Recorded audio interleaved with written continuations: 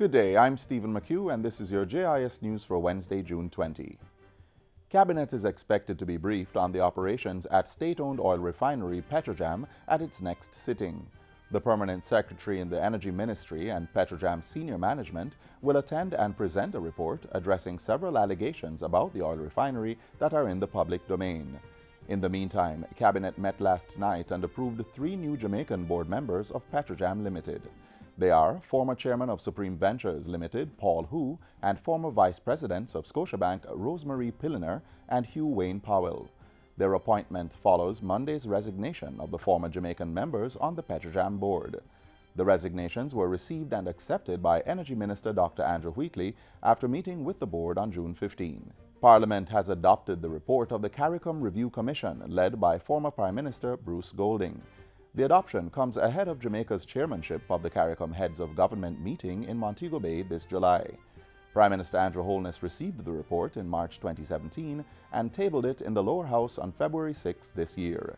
During a debate of the resolution in Tuesday's sitting of the House, Mr. Holness said the report had 33 recommendations that were at various stages of readiness for implementation.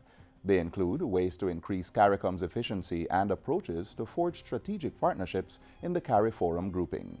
The Prime Minister said while government had not accepted all 33 recommendations en bloc, he had great confidence in the report. I believe that the work can be regarded as focused and informative, and that it will become an integral part of the historical record available to the people of the region.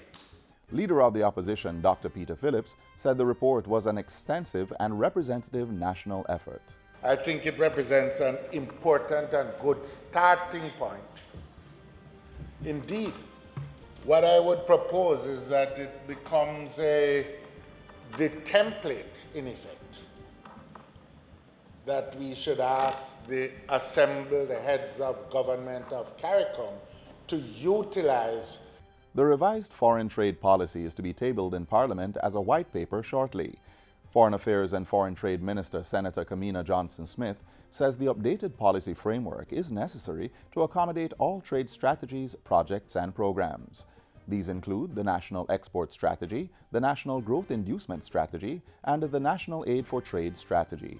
There's an action plan that has been developed together with the policy, and in the coming days we will hold consultations with private sector stakeholders to define a mechanism for monitoring implementation of the policy.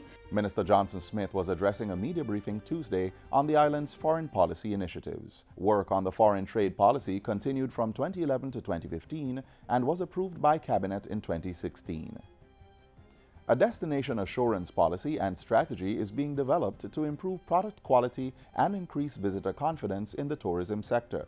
Senior Director for Technical Services in the Ministry of Tourism, David Dobson, says a joined-up government approach is being taken in crafting the policy to maintain the island's competitive advantage. The tourism sector experienced record growth, with earnings contributing to some 8.4% of the country's GDP. Isn't that interesting? So this is to underscore the importance of tourism to the Jamaican economy. And as a result of that, we cannot allow any threat or challenge to interfere with this product. Mr. Dobson was addressing the Regional Tourism and Health Program workshop in St. James on the weekend. The Destination Assurance Policy and Strategy will complement the work of the Destination Assurance Council, which was launched a year ago. That council has responsibility for identifying and addressing development needs in tourism areas. It has so far developed a web-based real-time tourism health information monitoring system and regional guidelines for responding to tourism public health threats. Transport Authority employees are now able to operate more effectively with access to 3 staff buses valued at $28 million.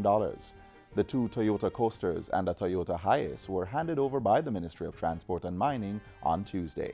Portfolio Minister Robert Montego says there are plans to make 2 staff buses available to each Transport Authority region. I have given clear instruction to the board.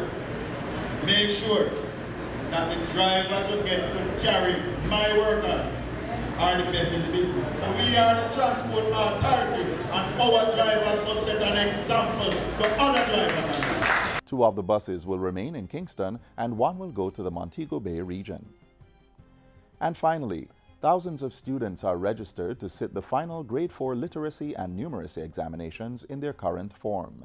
The tests, which are being administered in schools today and tomorrow, will be replaced by the Primary Exit Profile (PEP) in the upcoming school year.